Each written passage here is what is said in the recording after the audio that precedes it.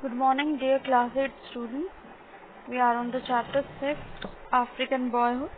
हमने ये पूरा पेज पढ़ लिया है. It's about the famous personality Nelson Mandela, जो कि लॉयर रह चुके. गांधी जी को पूरा उन्हें सपोर्ट किया है और जो ब्लैक और वाइट के बीच में जो कॉन्फ्लिक्ट था अफ्रीका में, उसको सॉल्व करने में बहुत इम्पोर्टेंट पार्ट इन्होंने प्ले किया है.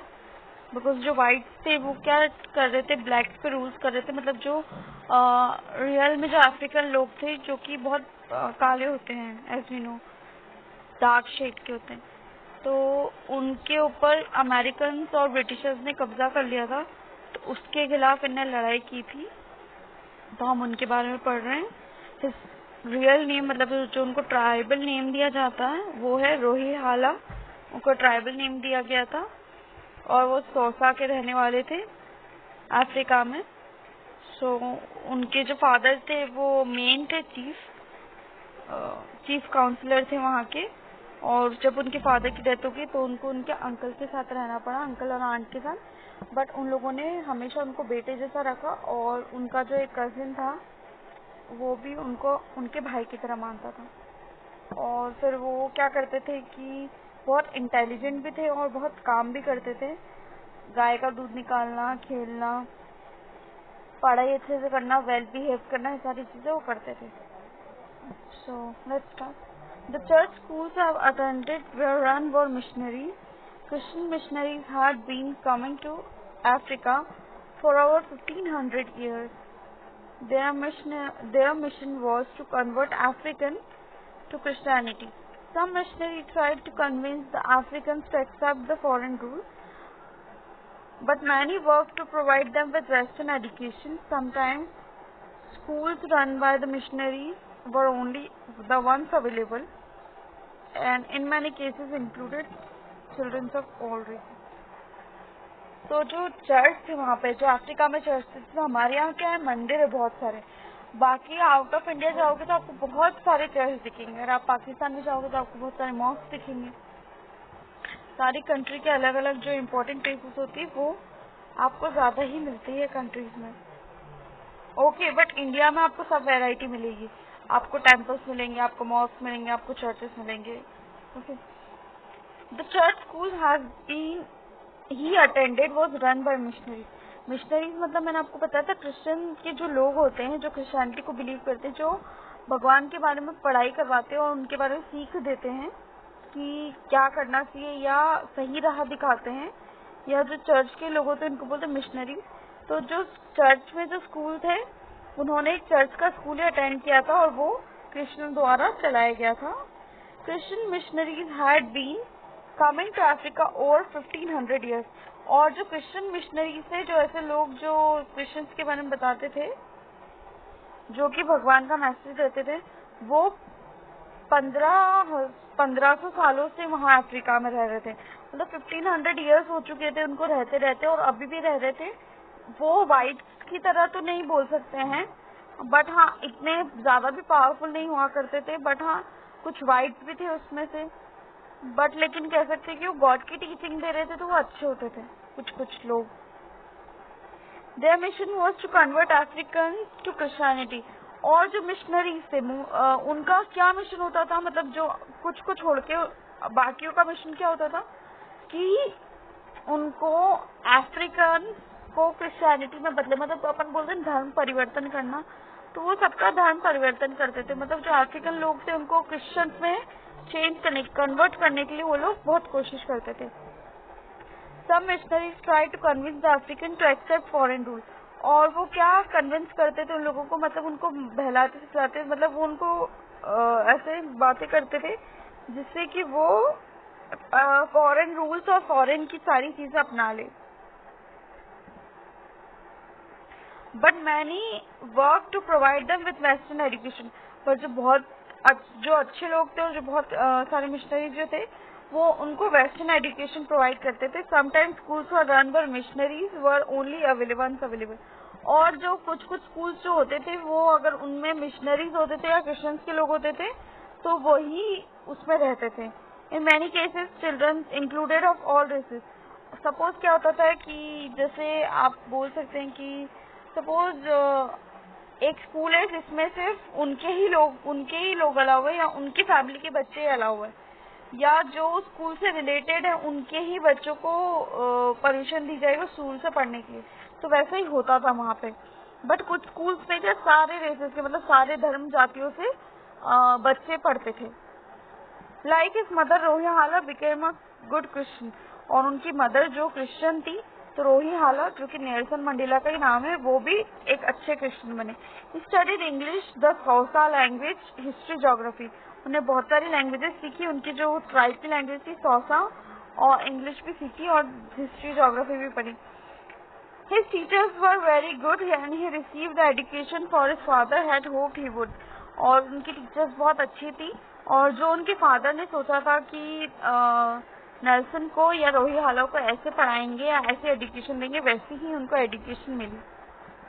When he was 20, he enrolled at the Fort Hart College, one of the few universities in Africa that allowed full-time black students. It was located at the quiet of the town Alice in the Cape Province.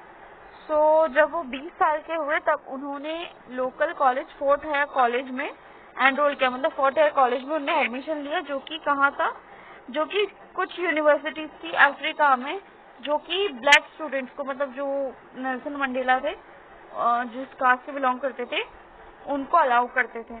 It was located at the, और वो कहा था Alice के पास में था, Alice town के पास में, और केप प्रोविंस में एक टाउन का नाम था एलिस, वहाँ पे थे। He was interested in politics and current affairs, and he thought he might become a lawyer, and he thought he might become a lawyer. By studying law, he might able to help people to obtain rights denied to them by the white rulers. और उनको politics में बचपन से ही बहुत ज्यादा interest था और current affairs में भी इंटरेस्ट था, तो उन्होंने सोचा कि वो एक लॉयर बन सकते हैं। और वो लॉयर क्यों बनना चाहते थे, क्योंकि वो लॉ पढ़ के वो जो उन लोगों को हेल्प करना चाहते थे जिनको प्रॉपर राइट्स नहीं दिए गए हैं व्हाइट रूलर्स के लिए। तो जो व्हाइट रूलर्स थे वो क्या करते थे, उनको बोलने नहीं दिया जाता था, अगर वो काम नहीं करते थे उनको नौकरी पे से निकाल दिया जाता था, और उनको पढ़ने के लिए फ्रीडम नहीं थी। तो वो लॉयर बन के ये सारे जो रूल्स होते हैं, ये सारे जो नियम कानून उन्होंने बनाए थे व्हाइट पीपल ने, उन सबको हटाना चाहते थे और सबके लिए एक इक्वल अपॉर्चुनिटी और एक इक्वालिटी लाना चाहते थे। मतलब जहाँ पे अपन बोलते ना, जैसे अपने इंडिया में है कि किसी भी प्रकार का धर्म जाति भेद नहीं किया जाता, तो वैसे ही वो अफ्रीका में नेल्सन मंडेला लाना चाहते थे। He studied hard at Fort Hare, although he had still time to learn the foxtrot and the waltz. It wasn't long, however, before he became involved in politics. He joined the Students' Representative Council, which was organizing protests against the living condition at the university. When the students decided to go on strike, he joined them and was expelled. तो उन्होंने study की fort Hare college में, जो कि बहुत मेहनत से उन्होंने स्टडी की थी। Although he had a time to learn foxtrot and waltz, ये 2 तरह के डांस होते हैं, तो उनके पास जब टाइम होता था तब वो डांस भी सीखते थे। It wasn't long, however, before he involved in politics. और उसके बाद वो पॉलिटिक्स में इन्वॉल्व हो गए। उन्होंने स्टूडेंट रिप्रेजेंटेटिव काउंसिल ज्वाइन किया, जो क्या करती थी, प्रोटेस्ट किया था कि उनके लिविंग कंडीशन माइट भी, ये लोग जैसे जो उनको हॉस्टल फैसिलिटीज या जहाँ भी ये लोग रह रहे होंगे वो प्रॉपर नहीं होगा, तो उसके लिए लोगों ने एक प्रोटेस्ट किया। मतलब प्रोटेस्ट करना मतलब होता है कि उन्होंने एक धरना किया कि हमको जैसे अभी बैठ जाते हैं ना कि हमको ये नहीं हो रहा है। किसान लोग भी क्या करते हैं, धरने पे बैठ जाते हैं, मतलब हम नहीं करेंगे काम वाम छोड़ के। बहुत सारे ऑफिस के लोग भी धरने करने लग जाते, मतलब बैठ जाते कि हाँ हम काम नहीं करेंगे जब तक हमारी मांग मानी नहीं जाएगी। वैसे उन्होंने क्या किया, उन्होंने ज्वाइन किया, क्योंकि वो जहाँ पे रह रहे थे वहाँ पे लिविंग कंडीशंस प्रॉपर नहीं थी, तो उन्होंने यूनिवर्सिटी के कुछ बच्चों के साथ उसको ज्वाइन किया। When the student decided to go on strike, जब सारे जो यूनिवर्सिटी के बच्चे थे उन्होंने डिसाइड किया कि वो हड़ताल करेंगे, उन्होंने उनको ज्वाइन किया हड़ताल में, और उसी वजह से वो क्या हुआ, एक्सपेल हो गए, मतलब कॉलेज से निकाल दिए गए। His uncle wanted him to apologize to the university authorities. He asked him to abandon the student boycott.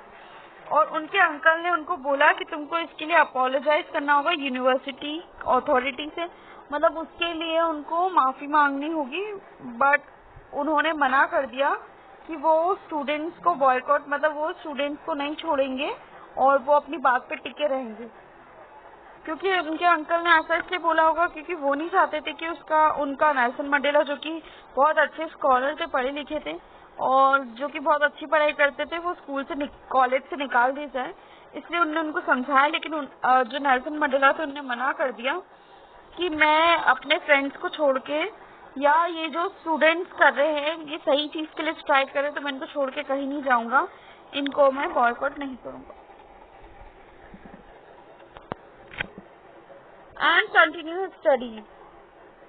By now it was clear Rohihala that he had been groomed to take rightful place in the tribal chief someday. और फिर उन्होंने सब चीजें समझा के सारी चीजें settle की, और उस टाइम पे उनको पता चल गया था सबको कि रोहिहाला, जो नेल्सन मंडेला का नाम है, वो सही तरीके से बड़े हो चुके हैं और वो अब तैयार है कि ट्राइबल चीफ बनने के लिए, मतलब जो ट्राइब था उनका चीफ बनने के लिए वो एकदम रेडी है। His uncle also thought it was a time for him to marry according to the custom of the time. His relative arranged the marriage. The bride had already been chosen. Rohihala has no choice. If he wanted to avoid the marriage, he had to run away like many boys of his age did. He headed for this bright light and the big city of Johnsonsburg. अब क्या हुआ, उनके uncle को लगा कि ये सही time है उनके लिए कि वो अब शादी करे जाए, मतलब कि वो शादी कर ले। तो और उनके कस्टम है ट्राइब में, मतलब उनके सदियों से ऐसी प्रथा चली आ रही है कि वो उनके जो बड़े लोग होते हैं वही लड़की ढूंढ लेते हैं और फिर उनको शादी करवा देते हैं, और वो लड़की के लिए मना नहीं कर सकते हैं। जो लोग बड़े पसंद करेंगे उससे उनको शादी करनी पड़ेगी। तो ऐसा उनका कस्टम था। हमारे यहाँ पे भी बहुत सारे ऐसे कस्टम होते हैं। गांव में क्या होता है, यूजुअली हमको बताते भी नहीं है, और भले बताते हैं बचपन में, या तो सगाई हो जाती है या नहीं होती है तो बड़े लोग ही जाके अपनी वाइफ ले, मतलब सॉरी, जो भी उनका लड़का रहता है उसके लिए वाइफ ले आते हैं, लड़की ले आते हैं और फिर उसकी शादी करवा देते हैं, और लड़का उसमें मना नहीं कर सकता, न लड़की की मर्जी चलती। तो उनके अंकल ने भी सोचा कि अब ये टाइम हो चुका है उनका कि शादी कर लें, और कस्टम के अकॉर्डिंग उनके लिए अरेंज मैरिज होगी। तो जैसे मैंने बताया कि उनको अरेंज मैरिज करवा दी गई, और जो लड़की थी वो ऑलरेडी चूज कर ली थी, मतलब शादी नहीं हुई थी, बट उनके जो फैमिली मेंबर्स थे और जो ट्राइब के लोग थे उन्होंने उनके लिए लड़की चूज कर ली थी। रोहिहाला हैड नो चॉइस, और जो नेल्सन मंडेला थे उनके पास कोई चॉइस नहीं थी, और अगर उनको शादी नहीं करनी थी तो उनको भी भागना पड़ा, मतलब अगर उनको शादी नहीं करनी हो तो उनको भागना पड़ेगा। जैसे कि कुछ लड़के जो उनकी उम्र के थे वो लोग भाग गए सिटी लाइट्स में जॉनसन्सबर्ग की तरफ। वो उनके कुछ जो फ्रेंड्स थे जो शादी नहीं करना चाहते थे और अच्छा कुछ पढ़ के नौकरी वगैरह करना चाहते थे या और बड़े काम करना चाहते थे या सेटिस्फाइड नहीं थे, वो लोग उन्होंने क्या किया, सिटी में चले गए सब छोड़ के इन जॉनसन्सबर्ग, और उन्होंने भी सेम वैसा ही किया। नेल्सन मंडेला ने भी सब छोड़ के और जॉनसन्सबर्ग सिटी शिफ्ट हो गए। इन जॉनसन्सबर्ग ही sought a different destiny. He became a lawyer and worked for free people. He used the European name his father had given, the name he became known to the people all over the world, Nelson Mandela. तो जॉनसन्सबर्ग में जब वो गए तब उनके पास एक different, मतलब उनकी किस्मत एकदम अलग हो गई थी।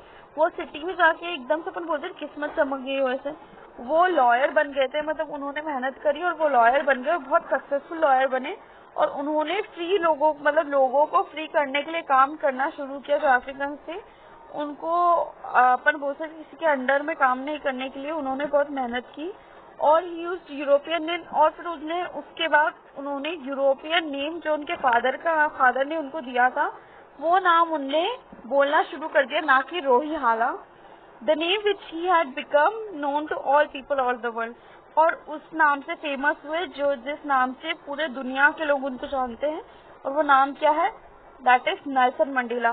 पूरी दुनिया के लोग जो है और स्पेशली अफ्रीकन उनको नेल्सन मंडेला के नाम से जानते हैं, हम सब भी जानते हैं। आपने भी सोशल में पढ़ा होगा नेल्सन मंडेला के बारे में। He was a very very famous person as I have told you earlier.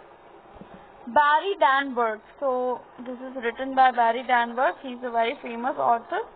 He was born in New York, a contemporary writer who is critically acclaimed, the author of non-fiction and historical fiction. और ये बहुत famous author है और ये क्या है, ये New York में पैदा हुए थे और कंटेम्प्रेरी राइटर है जो कि मतलब नॉर्मल चीजें लिखते हैं, जो रियलिटी होती है वो लिखते हैं, लोगों के बारे में लिखते हैं। नॉन फिक्शन, नॉन फिक्शन मतलब क्या होता है कि जिसमें ऐसा मेलोड्रामास नहीं हो, फाइट्स वगैरह नहीं हो, जो रियलिटी से लिंक करता है उसको बोलते हैं नॉन फिक्शन। और हिस्ट्री के बारे में लिखते थे, हिस्टोरिकल फिक्शन लिखते हैं। So that's all. Now you need to find the meanings of this chapter and send it to me.